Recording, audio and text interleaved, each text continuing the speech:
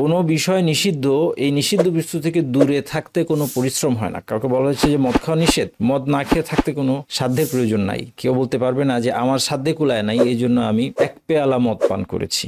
এখন মাদকাসক্তি পুনর্বাসনের চেয়েও বেশি ডিভাইস আসক্তি পুনর্বাসন কেন্দ্র গুরুত্বপূর্ণ হয়ে পড়েছে। পাটা ফেলার আগে আমি দেখি, একটা কথা বলে ফেলার আগে, একটা কাজ করে ফেলার আগে আমরা এই ভুলটা বারবার করে কত গুনাহের জালের মধ্যে জড়িয়ে যাই। আমরা একটা স্টেপ নেওয়ার আগে আমরা দেখি না আমি কোথায় পা ফেলছি। আগে থেকে একটা মুসলিমকে আগে থেকে সতর্ক হবেন না যে আল্লাহ আমি কার সম্পদ চুরি করছি, আমি কার সম্পদ খাচ্ছি, আমি কি হিসাব দিব আল্লাহর কাছে, কিভাবে তাকে ফেরত দিব আমি যদি তওবা করতে চাই। আপনি এই অবস্থাটা চিন্তা করে দেখেন, যে লোকটা দিনের পর দিন মানুষের কাছ থেকে ঘুষ নিয়ে এসেছে, তার আজকে কোনো হিসাবও নাই কার কাছ থেকে কত টাকা সে ঘুষ নিয়েছে। সে যদি তওবা করতে হয়, তাকে সবারই সম্পদ ফেরত দিতে হবে। কিভাবে সে ফেরত দিবে? সিনসিয়ার তওবা, যে না আমি নিজের উপর জুলুম করেছি, আমি সত্যি ফিরে আসবো আল্লাহর দিকে, তাহলে আল্লাহ আপনার পথ করে দিবেন ইনশাআল্লাহ।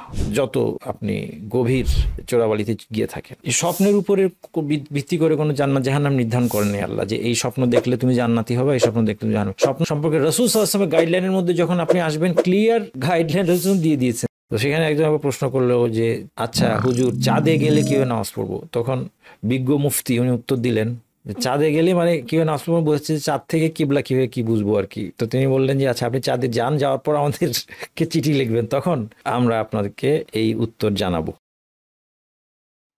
আলহামদুলিল্লাহ রাব্বিল আলামিন ওয়া সাল্লাল্লাহু ওয়া সাল্লাম আলা নবিনা মুহাম্মাদিন ওয়া আলা আলিহি ওয়া সাহবিহি আজমাইন। আমরা আল্লাহ সুবহানাহু ওয়া তাআলার সাহায্য প্রার্থনা করে আজকে আলোচনা শুরু করছি। আজকে যে প্রথম হাদিসের 9 নম্বর হাদিস, ইমাম নববীর সংকলনের 9 নম্বর হাদিস।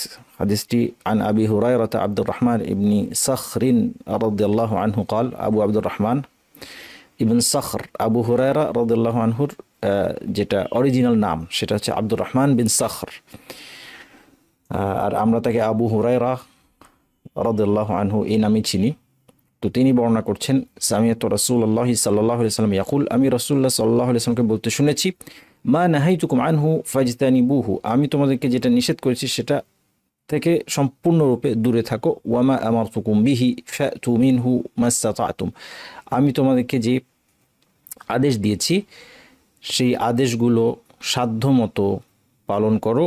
ফাইন্নামা আহলাকাল্লাযীনা মিন ক্বাবলিকুম কাসরাতু মাসাইলিহিম ওয়া ইখতিলাফুহুম আলা আমবিয়াইহিম, তোমাদের পূর্ববর্তীদেরকে যে জিনিসটা ধ্বংস করেছে সেটা হচ্ছে অতিরিক্ত প্রশ্ন, কাসরাতু মাসাইলিহিম অতিরিক্ত প্রশ্ন, ওয়া ইখতিলাফুহুম আলা আমবিয়াইহিম এবং নবী রাসূলদের সাথে বিরোধিতা করা। আসুন আমরা এই হাদিসটার থেকে কি শিক্ষা পাই দেখি। এর প্রথম বাক্যটায় আমরা প্রথমে ফোকাস করব, যেখানে রাসূলুল্লাহ সাল্লাল্লাহু আলাইহি ওয়াসাল্লাম হারাম থেকে বা নিষিদ্ধ বস্তু থেকে বেঁচে থাকা এবং যে জিনিসগুলো করা বাধ্যতামূলক সেগুলো করার ক্ষেত্রে একটা মূলনীতি উল্লেখ করেছেন। শরীয়তের নির্দেশগুলো দুই প্রকার, যা নিষিদ্ধ এটা হচ্ছে একটা ক্যাটাগরি, আমরা যদি ব্রড ক্যাটাগরিতে ভাগ করি, এর মধ্যে আবার সাব ক্যাটাগরি আছে। কিন্তু সাধারণভাবে যদি বলতে চাই, শরীয়তের দিক নির্দেশনাগুলি কেমন হয়, কোনো কিছুকে নিষেধ করা হয়েছে অথবা কোনো কিছু করার জন্য আদেশ দেওয়া হয়েছে, এই দুই ধরনের দিক নির্দেশনাই আমাদেরকে পালন করতে হবে। কিন্তু এই দুই ধরনের দিক নির্দেশনা পালন করার ক্ষেত্রে মূলনীতির পার্থক্য আছে। যদি আপনার হাদিসের ওয়ার্ডিংটা ঠিক মতো খেয়াল করেন তাহলে সেখানে লক্ষ্য করবেন, মা নাহাইতুকুম আনহু ফাজতানিবু, যেটা নিষেধ করেছি সেটা থেকে দূরে থাকো, আনকন্ডিশনালি বলা হয়েছে সেটা থেকে সম্পূর্ণরূপে দূরে থাকো।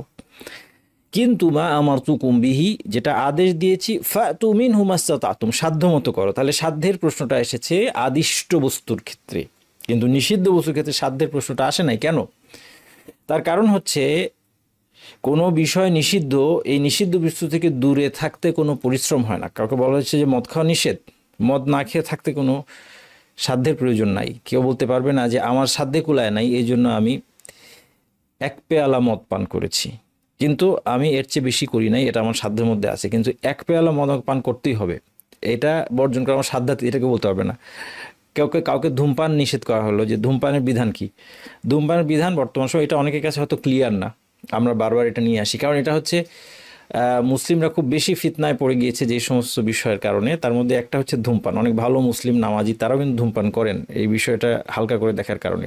কারণ একসময় মাসালা ছিল হচ্ছে ধূমপান হচ্ছে মাকরুহ, এটা এক সময়কার ফতোয়া ছিল।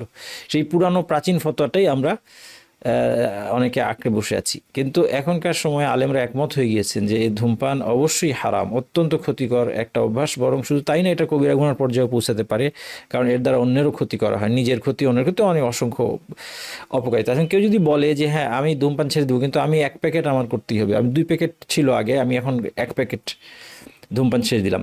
হারামকে পরিত্যাগের ক্ষেত্রে গ্র্যাজুয়াল অ্যাপ্রোচটা ঠিক না। আমি অতীতে কখনো বিভিন্ন লেকচারে হয়তো এই ধরনের অ্যাপ্রোচের কথা বলেছি, যে কেউ যদি হারামের দ্বারা ফিতনার মধ্যে থাকেন তাহলে একটু একটু করে তিনি ছেড়ে দিতে পারেন।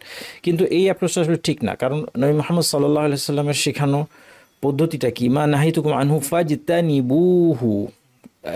এই আর ফাজতানিবু শব্দটা যদি আপনি খেয়াল করেন, আরবি ভাষায় এই শব্দটার অর্থের মূলে রয়েছে কোনো কিছু দূরে সরে যাওয়া।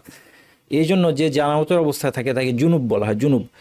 হ্যাঁ, জুনুব শব্দ আপনি শুনেছেন তাই না, যার গোসল ফরজ অথবা জানামত অবস্থা আছে, সেখানে দেখেন জিম নুন বা, মূল অক্ষর কি জিম নুন বা, ফাজতানিবু এই শব্দটার মধ্যে মূল অক্ষর জিম নুন বা, একই মূল অক্ষর থেকে এসছে। কারণ জুনুবকে জুনুব বলা হয় কেন, জানামত অবস্থার নাম এরকম কেন? কারণ সে সালাদ থেকে দূরে, সে এখন এই অবস্থায় সালাদ আদায় করতে পারবে না। তো এই জন্য এখানেও যখন এই শব্দটা যে কোনো জায়গায় পাবেন, তাহলে বুঝবেন হচ্ছে যে এই জিনিস থেকে অনেক দূরে সরে যেতে হবে, এর ধারে কাছেও যাওয়া যাবে না, এর চিন্তাও করা যাবে না, এটা কোনো কনসিডারেশন আনা যাবে না। কিন্তু যখন কোনো কিছু আদেশ দেয় শরীয়ত, তখন সাধ্যের প্রশ্ন আছে। এই জন্য আমরা আরেকটা, এখান থেকে আমরা যদি একটা মূলনীতির মধ্যে যাই, এটা হচ্ছে কোরআনের আয়াত, ফাত্তাকুল্লাহ মাস্তাতুম, আল্লাহকে যথাসম্ভব ভয় করে চলো। দাঁড়িয়ে নামাজ পড়তে না পারলে বসে নামাজ পড়া যাবে। ফাত্তাকুল্লাহ মাস্তাতুম, সাধ্য মতো আদায় করো। কেউ যদি অজুতে সবগুলো অঙ্গ ধুতে না পারে, চেহারা ধুতে পারছে না, চেহারা ব্যান্ডেজ আছে, তাহলে কি করবে? মাসআলা কি? চেহারা বাদ দিয়ে বাকি সব কিছু ধুবে, তাই না? আপনারা যদি আমার ফিকহুত তাহারার বইটা পেয়ে থাকেন, সেখানে দেখবেন বিভিন্ন মাসালার দলিল হিসেবে দেওয়া হয়েছে এই আয়াতটা, ফাত্তাকুল্লাহ মাস্তাতুম, আল্লাহকে যতটা সম্ভব ভয় করো। ঠিক তেমনিভাবে আজকে হাদিসে যে বাক্যটা, মা আমারতুকুম বিহি ফাতু মিনহু মাস্তাতুম, একই কথা। এরপরে কেউ চোখে ব্যান্ডেজ করা আছে, সিজদা দিতে পারবে না, সিজদা ছেড়ে নামাজ পড়বে, অথবা মাথা ঝুঁকিয়ে ইশারায় সিজদা করবে। এরপর কেউ রোজা রাখতে পারে না, কাজা করবে, অসুস্থতার কারণে রোজা রাখতে না পারলে কাজা করবে। যদি এমন হয় দুরারোগ্য ব্যাধি, কোনোদিন রোগ ভালো হবে না, তাহলে রোজার বিকল্প আছে, ফিদিয়া। এমনিভাবে প্রত্যেকটা বিধানের মধ্যে আপনার যেগুলো আদেশ দেওয়া হয়েছে সেখানে সামর্থ্যের প্রশ্ন আছে। কিন্তু নিষিদ্ধ বস্তুর ক্ষেত্রে বলা হয় নাই যে যতটুকু পারো পরিত্যাগ করো, এটা বলা হয় নাই। কি বলা হয়েছে? মা নাহাইতুকুম আনহু ফাজতানিবু, যে কারণটা আমরা বললাম। আচ্ছা, কেউ বলতে পারে যে হারামের প্রতি আমার আকর্ষণের কারণে তো আমার এটা ছাড়া সম্ভব না, এটা হচ্ছে অন্য জিনিস, এটা হচ্ছে যে নিজের সাথে সংগ্রাম করতে হচ্ছে, সেটা হতে পারে। সেই দিক থেকে কারো জন্য হারাম পরিত্যাগ করাটাও খুব কষ্টসাধ্য হতে পারে, মুজাহাদাতুন নাফস দরকার হয় সেখানে, নাফসের সাথে মুজাহাদা। বিশেষ করে নাফস যদি হারামে অভ্যস্ত হয়ে পড়ে, হারামের মধ্যেই সে হারাম থেকে আনন্দ নিতে অভ্যস্ত হয়ে পড়ে, তখন সে হারাম পরিত্যাগ করার জন্য নাফসের সাথে সংগ্রাম করতে, সেটা ভিন্ন জিনিস। কিন্তু কোনো একটা কিছু না করা, আমি করব না কাজটা, সেটার জন্য সাধ্যের প্রয়োজন নাই। কেউ বলতে পারবেন যে আমার শক্তিতে কুলায় নাই, আমার সামর্থ্যে কুলায় নাই, আমি অসুস্থ ছিলাম, এই জন্য আমি এই হারাম কাজটা করেছি। এই ধরনের কোনো এক্সকিউজ কিন্তু আসলে তার নাই। একমাত্র এক্সেপশন, এখন আসেন যে হারামের কোনো এক্সেপশন আছে, তাহলে আমরা দেখলাম যে যেগুলো আদেশ নিষেধ দুই ধরনের। আদেশের ক্ষেত্রে এক্সেপশন আমরা দেখলাম, তুমি হুমাস্তাতুম, সাধ্য মতো করো। যা নিষেধ সেখানেই কোনো এক্সেপশন আছে? হ্যাঁ আছে, সেখানে এক্সেপশন, একটা কেসে। সেটা কি বলেন তো? সেটা হচ্ছে জরুরতের অবস্থা, এমন একটা অবস্থা যেই অবস্থায় কোনো কারণে ওই হারাম কাজটা না করলে প্রাণনাশের আশঙ্কা আছে, অথবা বড় ধরনের কোনো বিপদের আশঙ্কা আছে। এটা হচ্ছে দরুরাহ বলা হয়। আর দরুরাত তুবিহুল মাহযুরাত, আপনার লিখে রাখতে পারেন একটা মূলনীতি, যে দরুরাত তুবিহুল মাহযুরাত, যে জরুরি অবস্থা, যেটা নিষিদ্ধ, যেটা হারাম, সেটাকে কি করে? সেটাকে জায়েজ করে। তবে মূলনীতি আবার একদম নিজের ইচ্ছা মতো সব জায়গায় অ্যাপ্লাই করবেন না, এর মধ্যে কিছু মানে ডিটেলস বিধান আছে। যেমন কেউ যদি এখন এমন একটা অবস্থায় খাওয়ার জন্য সে কোনো কিছুই পাচ্ছে না, শুকরের মাংস ছাড়া কিছু না, শুকরের মাংস খেতেই হবে, নাহলে বাঁচবে না, তাহলে যতটুকু শুকরের মাংস খেলে বাঁচবে ততটুকু শুকরের মাংস খাওয়া তার জন্য বৈধ, যদি ধরে নেওয়া হয় যে আর কোনো কিছুই তার খাওয়ার জন্য নাই। সে কি মদ পান করতে পারবে পিপাসা নিবারণের জন্য? যে মারা যাবে, পিপাসা সে মারাই যাচ্ছে, কিন্তু তার সামনে আছে শুধু মদ আছে আর কিছু না, আর কোনো ধরনের কোনো পানি বা পানীয় কিছুই সে পাচ্ছে না, সে কি মদ পান করতে হবে? একদম আমি বলছি না, পারবে না। কেন পারবে না? তারা বলছে যে মদ কখনো তৃষ্ণা নিবারণ করে না, মদ আরও তৃষ্ণা বাড়িয়ে দেয়। আচ্ছা, যদি ধরে নেই যে মদের দ্বারা তৃষ্ণা নিবারণ হবে, তার জীবন রক্ষা পাবে, তাহলে সেই ক্ষেত্রে তার জন্য প্রয়োজন অনুপাতে মদ পান করা তার জন্য কী হবে? বৈধ হবে। তাহলে এটা হচ্ছে একমাত্র ব্যতিক্রমী অবস্থা, জরুরি অবস্থা, যখন নিষিদ্ধ বস্তু বৈধ হতে পারে, কিন্তু এছাড়া নিষিদ্ধ বস্তুর ক্ষেত্রে গ্র্যাজুয়াল অ্যাপ্রোচের কোনো সুযোগ নেই।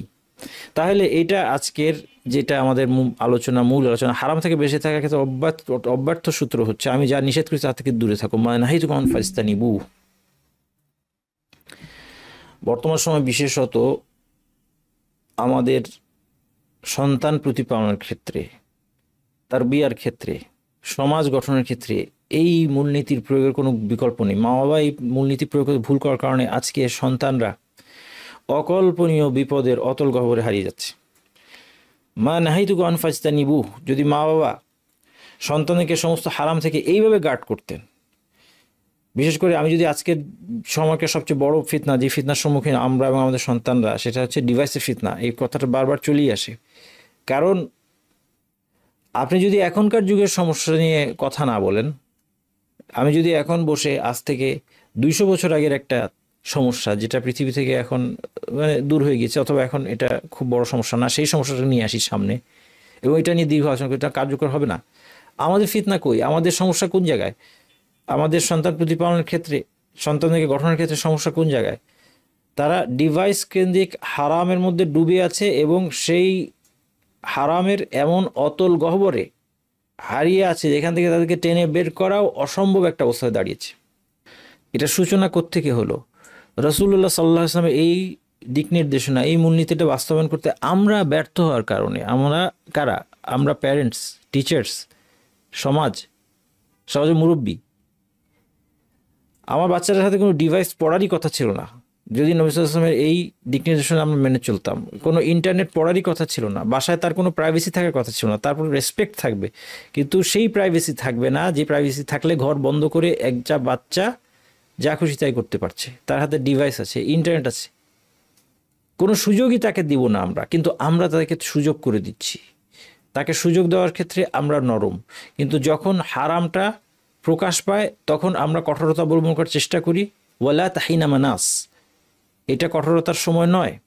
তারপর দেখেন আজকে যারা বিভিন্ন ধরনের অ্যাডিকশান, অশ্লীলতা অ্যাডিকশান হোক অথবা সিম্পল ডোপামিন অ্যাডিকশন হতে পারে, ডিভাইস অ্যাডিকশন হতে পারে, গেম অ্যাডিকশন হতে পারে, মানে আপনি ঘটনাগুলো শুনলে আশ্চর্য হয়ে যাবেন। বয়স্ক মহিলা তিনি নাকি গেমে অ্যাডিক্টেড হয়ে পড়েছেন।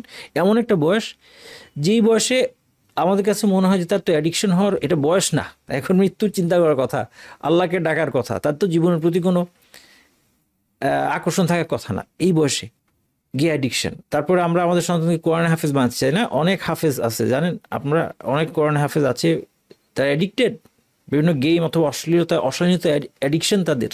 যখন আমাদের সন্তানরা এই নীতি ভঙ্গ করার কারণে অ্যাডিকশন মধ্যে চলে গেল, তাদেরকে ফিরিয়ে আনার জন্য আজকে দেখেন, আজকে সমাজে এমন একটা অবস্থা, মাদকাসক্তির পুনর্বাসন কেন্দ্র আছে, কারণ মাদকাসক্তির পুনর্বাসন দরকার, এটা মানুষ বুঝতে পারে। আমি আহ্বান জানাচ্ছি মুসলিমদেরকে, মুসলিম উদ্যোক্তা যারা আছেন, যারা বড় বড় প্রজেক্ট নিয়ে কাজ করেন, চিন্তা করেন, তাদের কাছে ফান্ড আছে, আপনারা অবশ্যই আপনাদের কর্তব্য হচ্ছে এই ধরনের অশালীনতা বা ডিভাইস অ্যাডিকশনের জন্য পুনর্বাসন কেন্দ্র করা। সেখানে তাকে ঘরে আটকায় রাখতে হবে। এই এই এই এই এরকম অনেক যুবকরা আছে, তরুণরা আছে, কিশোররা হয়তো আছে, যাদেরকে আটকে রাখতে হবে। এখন ঘরে হবে না চিকিৎসা, ওয়াজ নসিহত করে হবে না, তাকে নিয়ে রাসূল সাল্লাল্লাহু আলাইহি ওয়াসাল্লাম আদেশ কিফাজতানিবু, দূরে থাকো, সম্পূর্ণ ডিভাইস থেকে দূরে রেখে ঘরে আটকে রেখে তাকে শুধু খাবার দিতে হবে, নসিহত দিতে হবে, এবং এর দায়িত্বে আসতে হবে ধর্মপ্রাণ ভালো মুসলিমদেরকে, যেন তাদের প্রতি অনর্থক কোনো ধরনের অমানবিক আচরণ না হয়, কোনো মিসইউজ না হয় এই সিস্টেমটা। কিন্তু এটা কি বুঝতে পারছে সমাজ? এটা বুঝতে পারছে না। এখন মাদকাসক্তি পুনর্বাসনের চেয়েও বেশি ডিভাইস আসক্তি পুনর্বাসন কেন্দ্র গুরুত্বপূর্ণ হয়ে পড়েছে। তাহলে এই জিনিসটা আমরা যদি রাসূল সাল্লাল্লাহু আলাইহি ওয়াসাল্লামের এই একটা মূলনীতি সাধ্যমতো বাস্তবায়নের চেষ্টা করি, হ্যাঁ, তারপরে আবার হারাম কাজ করে ফেলতে পারে কেউ, তা আবার তওবা করবে, কিন্তু গ্র্যাজুয়াল অ্যাপ্রোচ না, কোনো সুযোগ দেওয়া যাবে না হারামকে। আপনি দেখেন, আরেকটা উদাহরণ আপনাদেরকে আমি দিই। কেউ এতিমের সম্পদ আত্মসাতে অভ্যস্ত হয়ে পড়লো, একটা সময় গিয়ে এমন হবে, অথবা অন্যায়ভাবে সম্পদ আত্মসাৎ করছে, ঘুষ নেয় মানুষের কাছ থেকে, এটা তার জন্য হারাম ছিল, সম্পূর্ণ তার দূরে থাকার কথা ছিল, এখানে কোনোভাবেই তার পা বাড়ানোর কথা ছিল না। আগে থেকে একটা মুসলিমকে আগে থেকে সতর্ক হবেন না যে আল্লাহ আমি কার সম্পদ চুরি করছি, আমি কার সম্পদ খাচ্ছি, আমি কি হিসাব দিব আল্লাহর কাছে, কিভাবে তাকে ফেরত দিব আমি যদি তওবা করতে চাই। আপনি এই অবস্থাটা চিন্তা করে দেখেন, যে লোকটা দিনের পর দিন মানুষের কাছ থেকে ঘুষ নিয়ে এসেছে, তার আজকে কোনো হিসাবও নাই যে কত টাকা সে ঘুষ নিচ্ছে, সে যদি কার কাছ থেকে কত টাকা নিয়েছে, সে যদি তওবা করতে হয় তাকে সবারই সম্পদ ফেরত দিতে হবে, কীভাবে সে ফেরত দিবে? তার সম্পদের মধ্যে মিশ্রিত হয়ে গেছে সবকিছু, হালাল হারাম মিশ্রিত হয়ে গেছে, এটা বর্ধিত হয়েছে, অনেককে গিফট দিয়ে দেওয়া হয়েছে, কিভাবে সে ফিরে আসবে? সে যদি রাসূলুল্লাহ সাল্লাল্লাহু আলাইহি ওয়াসাল্লামের এই যে সতর্কতামূলক পাটা ফেলার আগে আমি দেখি, একটা কথা বলে ফেলার আগে, একটা কাজ করে ফেলার আগে আমরা এই ভুলটা বারবার করে কত গুনাহের জালের মধ্যে জড়িয়ে যাই। আমরা একটা স্টেপ নেওয়ার আগে আমরা দেখি না আমি কোথায় পা ফেলছি। মা নাহাইতুকুম আনহু ফাজতানিবু, যেটা নিষেধ করেছে সেদিকে সম্পূর্ণ দূরে থাকা, সাবধান, আগেই সাবধান বাবা, কোনোভাবে যেন না জড়াই। সবাই সব কিছুতে প্যাচ লাগায় আমাদেরকে প্রশ্ন করতে আসে, তাই না? আমরা প্রশ্ন করতে যে আলেমদের কাছে, আমাদের না আমরাও কঠিন প্যাচ লেগে যাওয়ার পরে এখন আমাদের আলেমের খোঁজ পড়ে, মুফতির খোঁজ পড়ে, তালাকের মাসালা, কত তালাকের মাসালা আছে যে 5 বছর পর কোশ্চেন করছে যে 5 বছর আগে এই হয়েছে, তালাক হয়েছে কিনা, একজনকে ছেড়ে আরেকজনকে বিয়ে করে ঘর সংসার চলতেছে, 5 বছর পরে এসে প্রশ্ন জাগলো যে আগে তালাকটা কি হয়েছিল কিনা, আগে তো সে তালাক দেয় নাই, এভাবে তালাক নেওয়া হয়েছে, অথবা কত রকম কমপ্লিকেটেড কেস। এগুলো শুনলে আপনার লোম দাঁড়িয়ে যাবে গায়ের। কেন আমরা জড়াচ্ছি, এত জটিল কেন হয়ে যাচ্ছে পরিস্থিতিটা? কারণ শুরুতেই আমাদের হারাম থেকে বেঁচে থাকার ব্যাপারে সতর্ক না। পাটা ফেলার আগে দেখি না কোথায় পাটা পড়ছে আমার, আগে জিজ্ঞেস করি আলেমদেরকে। যাই হোক, আমি কাউকে হতাশ করতে চাই না, হতাশার কিছু নাই।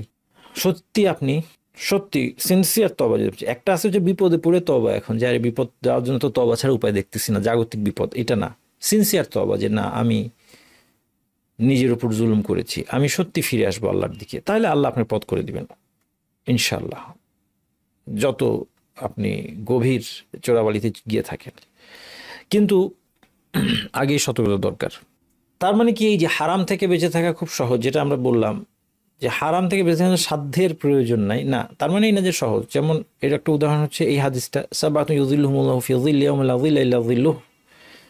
আল্লাহ তাআলা যেদিন আল্লাহর ছায়া ছাড়া কোনো ছায়া থাকবে, সেদিন তার আশ্রয়ের ছায়া 7 প্রকার লোককে আশ্রয় দিবেন। পুরো হাদিসটা আমরা বলবো না। তার মধ্যে একটা লোক কে ছিল? রাজুলুন দাআতহু ইমরাআতুন যাতু হাসাবিন ওয়া জামালিন ফাকালা ইন্নী আখাফুল্লাহ। একজন সুন্দরী সম্রান্ত মহিলা, তাকে হারাম কাজের আহ্বান জানানো সত্ত্বেও সে বলে ইন্নী আখাফুল্লাহ, আল্লাহর ভয়ে সে তাতে দূরে থাকে। এই যে দূরে থাকা হারাম থেকে, সেটা একজন বিশেষ করে যুবক, তার জন্য এত মুজাহাদা, সংগ্রাম করতে হয়েছে তাকে, যার কারণে সে আল্লাহর আরশের ছায়ায় আশ্রয় লাভ করবে। তাহলে এখান থেকে বোঝা গেল, এই যে 6 নম্বর পড়া, সবগুলো আমরা পড়বো না, এ থেকে বোঝা গেল যে হারাম থেকে বেঁচে থাকা অনেক সময় কষ্টকর হতে পারে। দ্বিতীয় যে শিক্ষাটা এই হাদিস থেকে আমরা পাই, সেটা হচ্ছে ইবাদতের মধ্যপন্থা। আমরা কোন বাক্য থেকে এটা পেলাম? রাসূলুল্লাহ বলেছেন যে আমার তুকুম বিহি ফাতু মিনহু মাসতাতাতুম, যেটা আদেশ করেছি সেটা সাধ্যমতো করো। ইবাদতে মধ্যপন্থার ক্ষেত্রে আমাদেরকে ওয়াজিব কাজগুলো তো অবশ্যই করতে হবে, কিন্তু আমাদের ভুল হয়ে যায় ওয়াজিবের পাশাপাশি নফল মুস্তাহাব কাজগুলো করার ক্ষেত্রে নিজের সাধ্য সামর্থ্য সময়ের দিকে খেয়াল না রাখা। অনেক সময় আমরা নিজেদের জন্য এমন রিগোরাস প্রোগ্রাম সেট করি যেটা ধরে রাখা আমাদের নিজের পক্ষে সম্ভব হয় না, এরপর আমরা হতাশ হয়ে যাই, এরপর ছাড়তে দেখা যায় যে ফরজেই অবহেলা চলে আসছে। এটা কখনো করা যাবে না।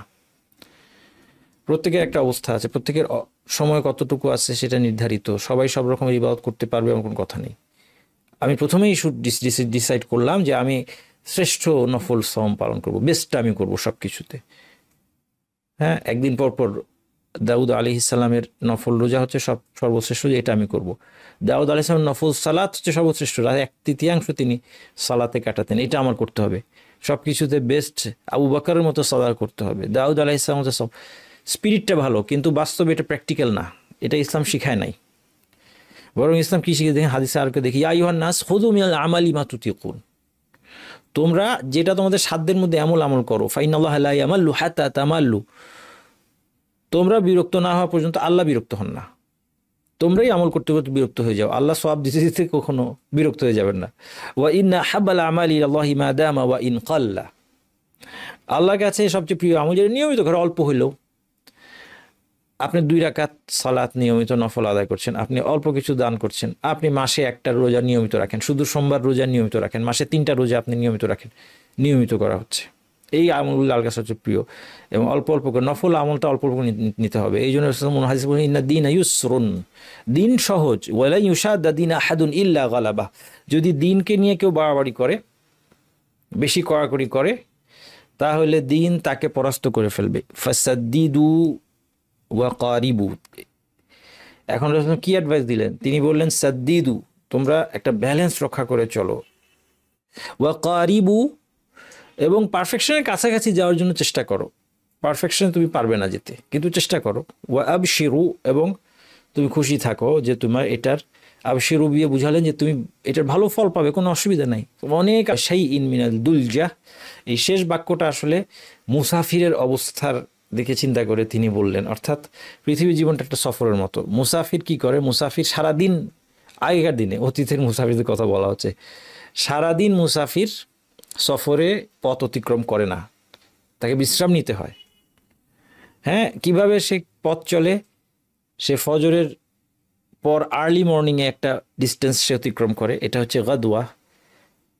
তারপরে বিকালের দিকে যখন রোদ তুলনামূলক মানে বেশি কড়া থাকে না, সেই সময় সে অনেকটা পথ অতিক্রম করে, হচ্ছে রওহা। এবং সেই ইনমিনা দুলজা, এবং রাত্রের গভীরে সে অনেকটা পথ অতিক্রম করে, আর বাকি সময় তাকে বিশ্রাম করতে হয়। ঠিক আমাদের ইবাদতের ক্ষেত্রে মূলনীতিটা এরকম হবে। আমরা ততটুকু অতিরিক্ত ইবাদত, নফল ইবাদতের কথা বলছি এখন, ফরজের পর নফল ইবাদত ততটুকু করব যতটুকু করলে আমার ইবাদত আর বিশ্রামের মধ্যে ব্যালেন্স রক্ষা হবে। ফলে যখন আমি ইবাদত করছি তখন ইবাদত আমার উৎসাহ আছে। এই জিনিসটা আমাদেরকে এখান থেকে করতে হবে। আচ্ছা, এই হাদিসে আমরা আরও দেখলাম যে রাসূলুল্লাহ সাল্লাল্লাহু আলাইহি সাল্লাম বলছেন যে অতীতের জাতিগুলো ধ্বংস হয়েছিল কি কারণে? অতিরিক্ত প্রশ্ন করার কারণে। এখন এখান থেকে একটা প্রশ্ন আসে যে তার মানে কি প্রশ্ন দূষণীয়, বা সব প্রশ্নই দূষণীয়? কোন প্রশ্নকে এখানে তিরস্কার করা হয়েছে? এই জিনিসগুলো আমরা এখন আমাকে দেখতে হবে। প্রথম কথা হচ্ছে, সব প্রশ্ন দূষণীয় নয়। দ্বীনের জরুরি জ্ঞান অর্জন করার জন্য প্রশ্ন করতেই হবে। ফাসআলু আহলা যিকরি ইন কুনতুম লা তা'লামুন, তোমরা যদি না জানো তবে জ্ঞানীদের প্রশ্ন করো। এই জন্য সবসময় মনে রাখবেন, কোন একটা হাদিস বা আয়াতকে এককভাবে বোঝা যায় না। সবগুলো আয়াত এবং হাদিস একসাথে এনে, এবং বিশেষ করে আপনার আলেমদের বক্তব্যের দিকে ফিরে যেতেই হবে। নিজে নিজে সিদ্ধান্ত আপনি নেবেন না। নিজে নিজে আপনি একটা হাদিস পড়ে এখানে মনে হয় এই কথা বলছে, আমি এটার উপর এভাবে আমল করব, ডিরেক্ট পড়ে পড়ে কোরআন আয়াত পড়ে পড়ে নিজে নিজে, এটা করা যাবে না। কোরআন হাদিসের উপরই আমল করবেন, কোনো সন্দেহ নাই, কিন্তু কোরআন হাদিস একটাকে ব্যাখ্যা করছে কিনা, এই যে আমি আয়াতটা পড়লাম, এই আয়াতকে অন্য কোনো আয়াত কোয়ালিফাই করলো কিনা, অন্য কোনো হাদিসে এর কোনো ব্যাখ্যা আসছে কিনা অতিরিক্ত, এগুলো জানতে হবে, এবং আলেমদের ব্যাখ্যাগুলো এই জন্য পড়তে হবে অবশ্যই। এই জন্য আল্লাহ সুবহানাহু ওয়া তাআলা জিজ্ঞেস করার আদেশ দিয়েছেন। না জানো চলে জ্ঞানীদেরকে জিজ্ঞেস করো। এই জন্য অবশ্যই দিন শিক্ষা করতে হবে, আলেমদেরকে প্রশ্ন করতে হবে, জানতে হবে, বইপত্র পড়তে হবে, লেকচার শুনতে হবে। এবং দেখেন এই হাদিসটা দেখেন, আন্না আয়েশা তাজাওজুন নবী সাল্লাল্লাহু আলাইহি ওয়াসাল্লাম কানাত লা তাসমাউ শাইআন লা তা'রিফুহু ইল্লা রাজাআত ফি হাত্তা তা'রিফা। আয়েশা রাদিয়াল্লাহু আনহা এই উম্মতের একজন ফাকিহা, একজন বড় আলেম উম্মতের। তার কাছ থেকে আমরা অনেক ফিকহ শিখতে পেরেছি, অনেক মাসআলা আমরা শিখতে পেরেছি মুসলিমরা। তিনি কি করতেন? তিনি রাসূল সাল্লাল্লাহু আলাইহি ওয়াসাল্লামকে প্রশ্ন করতেন বারবার, হাত্তা তা'রিফা, না বোঝা পর্যন্ত। তিনি কিন্তু মানে একাধিক প্রশ্ন করতেন। আন্না নবী সাল্লাল্লাহু আলাইহি ওয়াসাল্লাম ক্বাল, একবার নবী সাল্লাল্লাহু আলাইহি ওয়াসাল্লাম বললেন, মান হুসিবা উযযিব, যার হিসাব নেওয়া হবে তাকে শাস্তি দেওয়া হবে। সাথে সাথে আয়েশা বললেন, ফাকুলতু আওয়ালাইসা ইয়াকুলুল্লাহু তাআলা ফাসাউফা ইউহাসাবু হিসাবান ইয়াসিরা, আল্লাহ কি বলেন নাই যে তোমাদের তাদের একদল লোকের কথা বলেছেন, ফাসাউফা ইউহাসাবু হিসাবান ইয়াসিরা, একজন লোকের কথা বলেছেন যে তার হিসাবটা সহজ হবে। একদল লোক, তাদের হিসাবটা, আম্মা মান উতিয়া কিতাবাহু বিয়ামিনিহি, যার আমলনামাটা ডান হাতে দেওয়া যাবে, দেওয়া হবে, ফাসাউফা ইউহাসাবু হিসাবান ইয়াসিরা, তার হিসাবটা কি হবে? সহজ হিসাব হবে। অথচ আপনি বললেন, হে আল্লাহর রাসূল, আপনি কি বললেন? আপনি বললেন হিসাব হলেই শাস্তি হবে, অথচ আল্লাহ একটা হিসাবের কথা বলছেন, এটা হচ্ছে সহজ হিসাব। তাহলে আয়েশা রাদিয়াল্লাহু আনহা সাহস করেছেন এই প্রশ্ন করার, এবং তাকে তিরস্কার করা হয় না, এবং রাসূলুল্লাহ সাল্লাল্লাহু আলাইহি ওয়াসাল্লাম ধৈর্য ধরে তার উত্তর দিয়েছেন, তাকে ধমক দিয়ে থামিয়ে দেননি। ক্বালাত ফাকালা ইন্নামা যালিকি, ফাকালা, রাসূল সাল্লাল্লাহু আলাইহি ওয়াসাল্লাম বললেন, ইন্নামা যালিকি আরদ, যালিকিল আরদ, যে সহজ হিসাবের কথা বলা হয়েছে এটা শুধু আমলের প্রদর্শনী, শুধু ডিসপ্লে, এটা হিসাব না, হিসাব করা হবে না যে কয়টা ভালো কাজ, এই ভালো কাজের এগেনস্টে কয়টা সওয়াব, কয়টা খারাপ কাজ, এই খারাপ কাজের এগেনস্টে কয়টা গুনাহ, এবার যোগ বিয়োগ করে কোনটা বেশি, এই হিসাব না। এটা সহজ হিসাব না। সহজ হিসাব যেটা বলা হচ্ছে ইনমাযা লিখি আল আর্দ, শুধুমাত্র দেখানো হবে, প্রদর্শন করা হবে যে এই তোমার আমল নামা, এবং মুমিন তার গুনাহ স্বীকার করবে। তারপর আল্লাহ তাআলা বলবেন যে ক্বাদ সাতারতুহা আলাইকা ফিদ দুনিয়া ওয়া আনা আগফিরুকা লাকাল ইয়াউম আও কামা ক্বাল আলাইহিস সালাতু ওয়াসসালাম। আল্লাহ তাআলা বলবেন যে দুনিয়াতে এগুলো আমি তোমার জন্য ঢেকে রেখেছিলাম, আজকে মাফ করে দিলাম। এটা হচ্ছে সহজ হিসাব। ওয়ালাকিন মান নুকিশাল হিসাব ইয়াহলিক, যার চুলচেরা হিসাব করা হবে, কম্পেয়ার করা হবে কোনটা বেশি কোনটা কম, সে ধ্বংস হবে। তাহলে দেখা যাচ্ছে যে প্রশ্ন করার সময় দূষণীয় না। তাহলে দূষণীয় প্রশ্ন কি? দূষণীয় প্রশ্ন কয়েক ধরনের আছে। যেই প্রশ্নের কারণে, এক নম্বর হচ্ছে যেই প্রশ্নের কারণে ঐচ্ছিক বিষয় বাধ্যতামূলক হয়ে পড়ে। এটা শুধুমাত্র ওয়াহির যুগেই সম্ভব ছিল। তাইলে এই প্রশ্নটা একটা দূষণীয় প্রশ্ন। আচ্ছা, এই হাদিসে এই প্রশ্নটাকেই তিরস্কার করা হয়েছে, সেটা প্রমাণ কি দেখেন। তার আগে একটা হাদিস দেখি। আল্লাহ রাসূল সাল্লাল্লাহু আলাইহি ওয়াসাল্লাম বলেছেন, ইন্না আযমা মুসলিমিনা জুরমান মান সাআলা আন শাইইন লাম ইউহাররাম ফাহুররিমা মিন আজলি মাসআলাতি। মুসলিমদের সবচেয়ে বড় অপরাধী হচ্ছে ওই ব্যক্তি যে এমন কিছু সম্পর্কে প্রশ্ন করে যে হারাম ছিল না, কিন্তু তার প্রশ্নের কারণে সেটা হারাম হয়ে যায়। তাহলে আল্লাহ সুবহানাহু ওয়া তাআলা হারাম করেনি, আমার আগের জিজ্ঞেস করার দরকার নাই। দেখেন, এটা হচ্ছে ওয়াহির অবতীর্ণ হওয়ার সময়, যখন নবী সাল্লাল্লাহু আলাইহি ওয়াসাল্লাম আমাদের মাঝে উপস্থিত, এমন অবস্থা সাহাবীদের মাঝে তিনি উপস্থিত, তাকে আকবরের জন্য সাহাবীরা প্রশ্ন করতেন না। সাহাবীরা বিশেষ করে যারা রাসূল সাল্লাল্লাহু আলাইহি ওয়াসাল্লামের স্থায়ী সাহাবী, স্থায়ী মানে একসাথে বসবাস করছেন, মদিনায় বসবাস করছেন, তারা প্রশ্ন করতেন না। প্রশ্ন কারা করতো? বেদুইনরা আসলে প্রশ্ন করত, অথবা কোনো সাহাবী সফরে আসলে তিনি প্রশ্ন করে অনেক কিছু জেনে নিয়ে যেতেন, কারণ তার আবার সুযোগ হবে না। কিন্তু সাধারণত রাসূল সাল্লাল্লাহু আলাইহি ওয়াসাল্লামের সাথে মদিনায় যারা ছিলেন সেই সাহাবীরা কিন্তু প্রশ্ন খুব কম করতেন। প্রশ্ন করলে এটা একটা ভয় আছে। আচ্ছা, আর এই হাদিসটা এই প্রশ্নের প্রসঙ্গে এসেছে, এর প্রমাণ হচ্ছে এই আরেকটা রিওয়ায়াত, একই হাদিস, আজকে আমরা যে হাদিসটা পড়ছি সেই হাদিসের একটা রিওয়ায়াত, যেখানে প্রশ্নটা নবী সাল্লাল্লাহু আলাইহি ওয়াসাল্লামের এই কথাটা যে তিনি বললেন, তিনি কি বললেন? ইন্নামা আহলাকাল্লাযীনা কানা মিন ক্বাবলিকুম কাসরাতু মাসাইলিহিম, তোমাদের পূর্ববর্তী থেকে ধ্বংসের কারণ কি? অতিরিক্ত প্রশ্ন।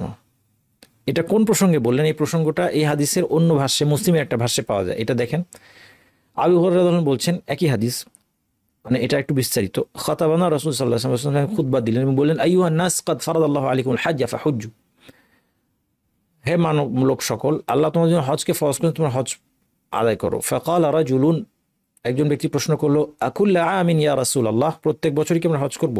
ফাসাকাতা হাত্তা ক্বালাহা সালাসান, রাসূল সাল্লাল্লাহু আলাইহি ওয়াসাল্লাম চুপ থাকলেন। সেই লোক তিনবার এই প্রশ্ন করলো যে প্রত্যেক বছর কি হজ করব? প্রত্যেক বছর কি হজ করতে হয়? ফাকালা রাসূল সাল্লাল্লাহু আলাইহি ওয়াসাল্লাম, লাউ কুলতু নাআম লাওয়াজাবাত ওয়া লামাসতাতুম, আমি যদি হ্যাঁ বলে দিতাম বাধ্যতামূলক হয়ে যেত আর তোমরা এটা করতে পারতে না।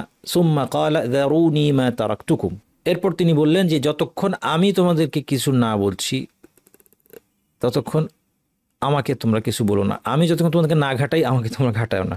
ফা ইন্নামা হালাকা মান কানা ক্বাবলাকুম বিকাসরাতি সুআলিহিম ওয়া ইখতিলাফিহিম ওয়া ইখতিলাফিহিম আলা আমবিয়াইহিম, ওই কথাটাই বললেন যে তোমাদের পূর্ববর্তীরা ধ্বংস হয়েছে অতিরিক্ত প্রশ্ন এবং তারপর নবীদের সাথে বিরোধিতা করার কারণে।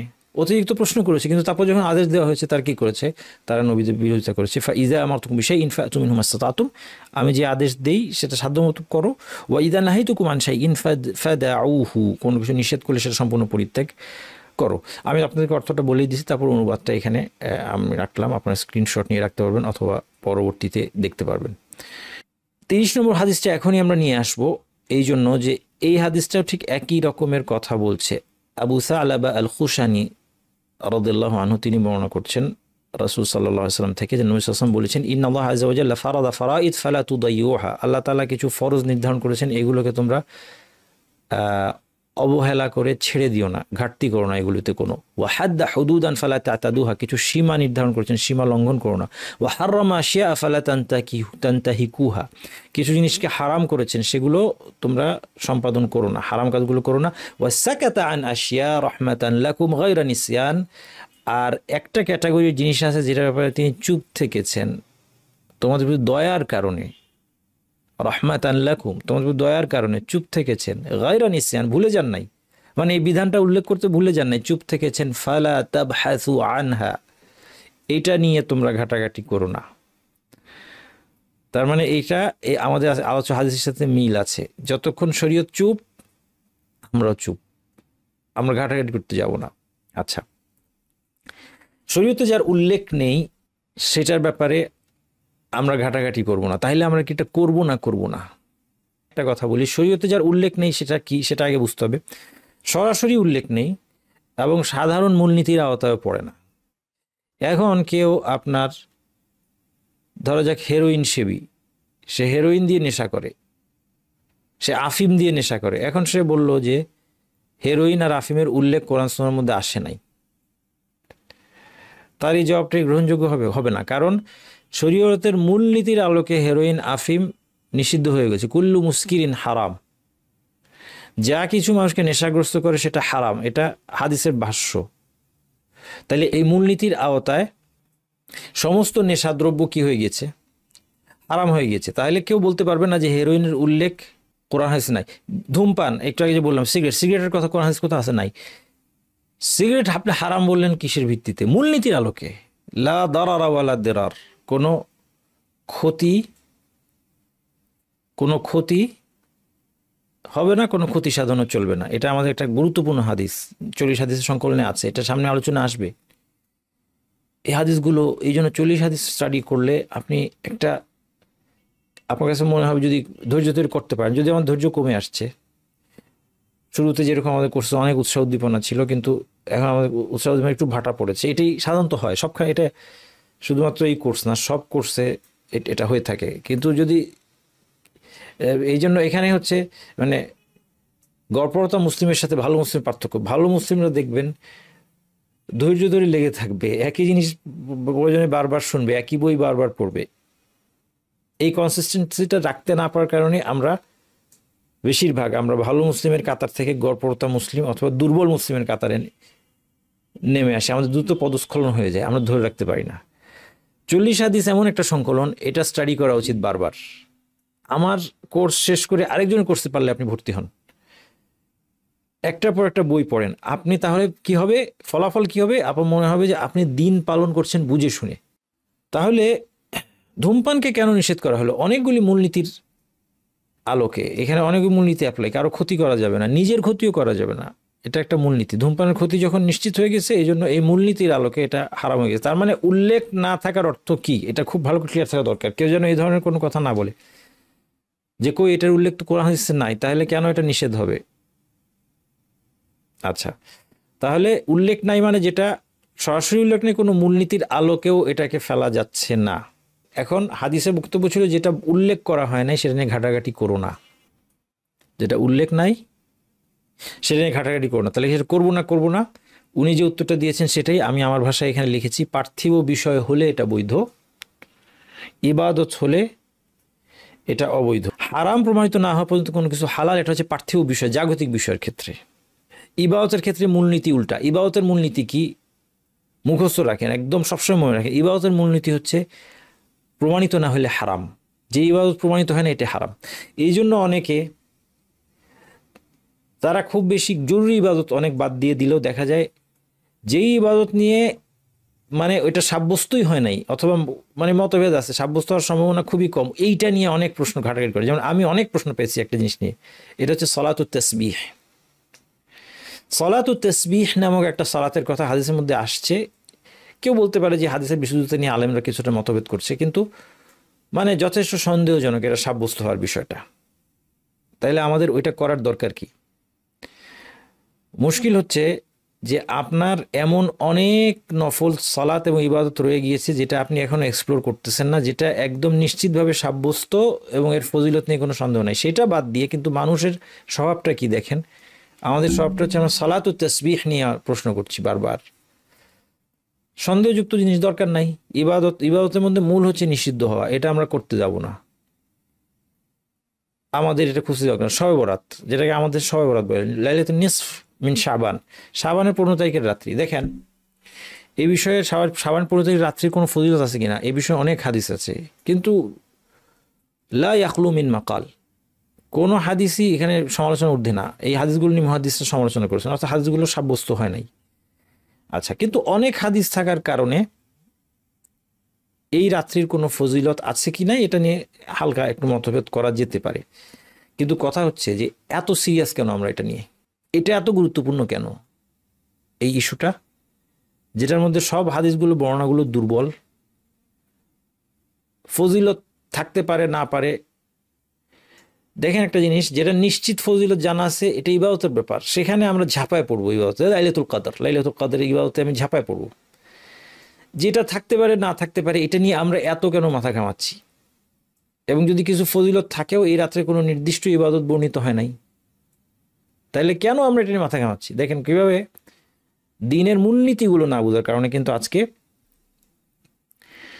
শয়তান আমাদের সময় চুরি করে নিয়ে যায়। এইসব অপ্রয়োজনীয় বিষয়ে শয়তান আমাদের সময় চুরি করে নিয়ে যায়। তাহলে যে প্রশ্নের কারণে ঐচ্ছিক বিষয় বাধ্যতামূলক হয়ে পড়ে এগুলো নিষেধ হবে।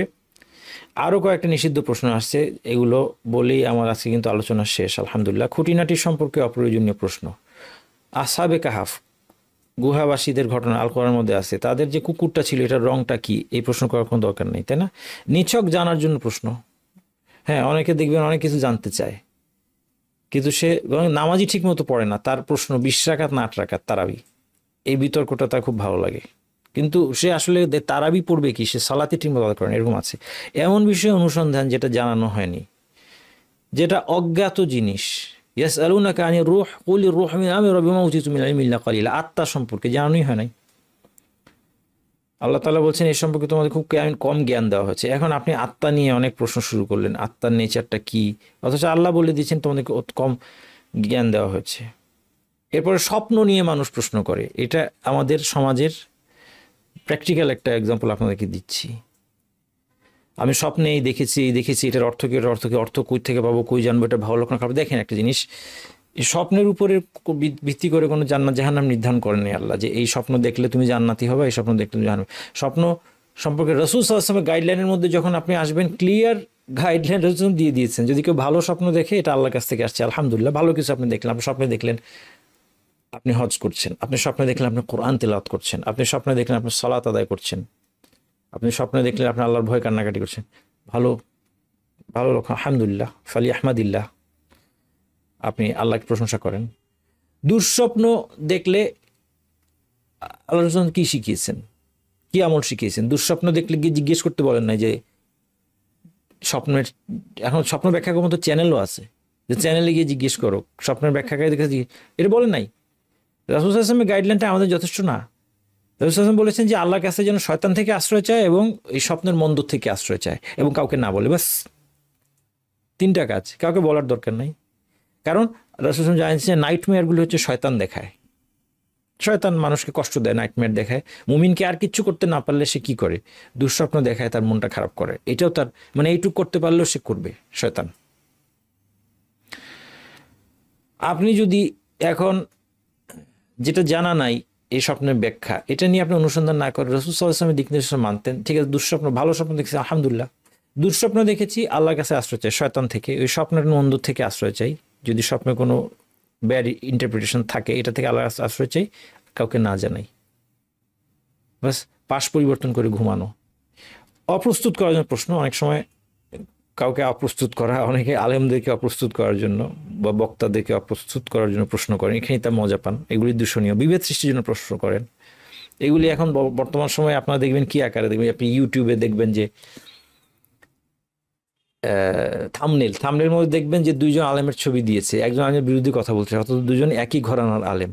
ব্যাপারটা কি, ব্যাপারটা 2জন 2 মজলিসে কোনো একটা বিষয়ে 2টা মত প্রকাশ করেছেন, এমনভাবে সে আপনার সামনে নিয়ে আসবে যে এই আলেম ওই আলেমকে দোষারোপ করে এই কথাটা বলেছেন। আপনার আল্লাহর ভয় কোথায়? আপনি ধর্মীয় ভিডিওর থাম্বনেল যদি আপনি খেয়াল করেন ইউটিউবে, তাহলে আপনি বুঝতে পারবেন আমাদের মুসলিমদের দুরবস্থার কারণ কি। কারণ আমাদের মুসলিমদের মধ্যে আল্লাহর ভয় নাই তো। আমাদের হচ্ছে মুসলিম যে আল্লাহর ভয় ছাড়া সব আছে, আমাদের মধ্যে আল্লাহর ভয় নাই, আখিরাতে বিশ্বাস নাই কোনো। যদি আল্লাহ এবং আখিরাতে বিশ্বাস থাকতো তাহলে তো আমরা মুসলিমরা এই সমস্ত থাম্বনেইল আর এই সমস্ত ভিডিও বানাতে পারতাম না, ঠিক কিনা? আপনারা নিজে বিবেচনা করে দেখবেন জিনিসটা ঠিক কিনা। হ্যাঁ, তাহলে বিভেদ সৃষ্টি করার জন্য বিভিন্ন সময় প্রশ্ন করা হয়, একই প্রশ্ন 2জন করে, যে আচ্ছা উনি এইটা বলছে, এর আরেকজন যদি প্রশ্ন করব, সে যদি এটা বিপরীত বলে, তাইলে এটা নিয়ে আমি একটা বিশাল একটা শোরগোল তৈরি করব, যে দেখো এরা একই দলের আলেম, কিন্তু একজন আরেকজন বিরুদ্ধে কথা বলছে। একই দল বলে কোনো কথা না, 2জনের মধ্যে মতভেদ হইতেই পারে। ওয়ালা ইয়াজালুল মুখতালিফিন, মানুষের মধ্যে ইখতিলাফ থাকবেই, জ্ঞানের তারতম্য আছে, আমরা কেউ সর্বজ্ঞানী না, আমাদের মধ্যে মতভেদ চলতেই থাকবে। যে পরিস্থিতি উদ্ভব হয়নি তা নিয়ে প্রশ্ন। আমাদের ছোটবেলায় একটা পত্রিকা পড়তাম, মাসিক মদিনা, প্রশ্ন উত্তর থাকতো। মাসিক মদিনা আমার প্রশ্ন উত্তর আলাদা কালেকশন ছিল, তো প্রশ্ন উত্তর পড়তে মজা লাগতো, এমনি পড়তাম আর কি। তো সেখানে একজন আবার প্রশ্ন করলো যে আচ্ছা হুজুর, চাঁদে গেলে কীভাবে নামাজ পড়বো? তখন বিজ্ঞ মুফতি উনি উত্তর দিলেন, চাঁদে গেলে মানে কীভাবে নামাজ পড়বো বোঝাচ্ছে চাঁদ থেকে কিবলা কীভাবে কী বুঝবো আর কি। তো তিনি বললেন যে আচ্ছা আপনি চাঁদে যাওয়ার পর আমাদেরকে চিঠি লিখবেন, তখন আমরা আপনাদেরকে এই উত্তর জানাবো। তাহলে এই ধরনের কাল্পনিক পরিস্থিতি নিয়ে প্রশ্ন করা যাবে না। তবে কোনো একটা পরিস্থিতি উদ্ভব হওয়ার যদি সম্ভাবনা থাকে তখন সেখানে করণীয় কি সেটা জেনে নিতে বাধা নেই। যেমন এটার দলিল আছে, অর্থাৎ এটা মনে রাখতে হবে যে একেবারে যেটা অবাস্তব সেটা নিয়ে প্রশ্ন, কিন্তু কোনো পরিস্থিতি হতে পারে যখন বোঝা যাচ্ছে তখন প্রশ্ন করা যেতে পারে। যেমন রাসূল সাল্লাল্লাহু আলাইহি ওয়াসাল্লাম যখন দাজ্জালের আগমনের কথা বললেন, দাজ্জালের সময় একটা দিন হবে একটা বছরের মতো, আরেকটা দিন হবে একটা মাসের সমান, আরেকটা দিন হবে একটা সপ্তাহের সমান, বাকি দিনগুলো তোমাদের দিনের মতো, এরকম 40টা দিন সে পৃথিবীতে অবস্থান করবে। এই কথা যখন রাসূল সাল্লাল্লাহু আলাইহি ওয়াসাল্লাম বললেন তখন সাহাবীরা যে দেখেন এখনকার মানুষ হচ্ছে দাজ্জাল নিয়ে যত রকমের আজগুবি কাহিনীর প্রতি তাদের আগ্রহ, তাদের প্রশ্ন কি নিয়ে, দজ্জাল কেমন, কি কোথায় আসবে, দজ্জাল জন্ম হয়েছে নাকি, এখন কই আছে ইত্যাদি, যেগুলোর সাথে আসলে সে আদৌ কোনো তার আমলের কোনো সম্পর্ক নেই, কৌতূহল, নিছক কৌতূহল। এবং সে দিনের জরুরি বিষয় দেখবেন যে এরকম লোকের দেখা যায়, অনেক সময় দেখা যায় তারা হয়তো নামাজ ঠিক মতো পড়ে না, দিনের আদেশ ঠিক মতো পালন করে না, কিন্তু দজ্জাল নিয়ে অনেক আগ্রহ। হ্যাঁ, এটা হচ্ছে যে রূপকথা, কল্পকাহিনী, এলিয়েনের প্রতি যে আগ্রহ, দজ্জালের প্রতি ওই আগ্রহ। এখন কিন্তু সাহাবীরা কি প্রশ্ন করলেন? সাহাবীরা তখন প্রশ্ন করলেন যেটা, যে যদি এই অবস্থায় হয় একটা দিন 1 বছরের সমান বা 1 মাসের সমান হয়, তখন আমরা ওটাকে কি একটা দিন ধরে নিয়ে 5টা সালাতই যথেষ্ট হবে? না, তখন এটা তারপরে তাদের চিন্তাটা ছিল যে ওই সময় ইবাদতটা কেমনে করবো, সেটা এই প্রশ্নটা দূষণীয় না। কিন্তু রাসূল সাল্লাল্লাহু আলাইহি ওয়াসাল্লাম বললেন যে না, তোমাদেরকে তখন আন্দাজ করে নামাজ পড়তে হবে। অর্থাৎ বছরে যেমনিভাবে 365 দিন থাকলে প্রতিদিন 5 ওয়াক্ত নামাজ পড়ার কথা সেভাবেই পড়বে, কিন্তু তোমরা সেটাকে তখন আন্দাজ করে নেবে। সুবহানাকাল্লাহুম্মা ওয়া বিহামদিকা আশহাদু আল্লা ইলাহা ইল্লা আনতা আস্তাগফিরুকা ওয়া আতুবু ইলাইক।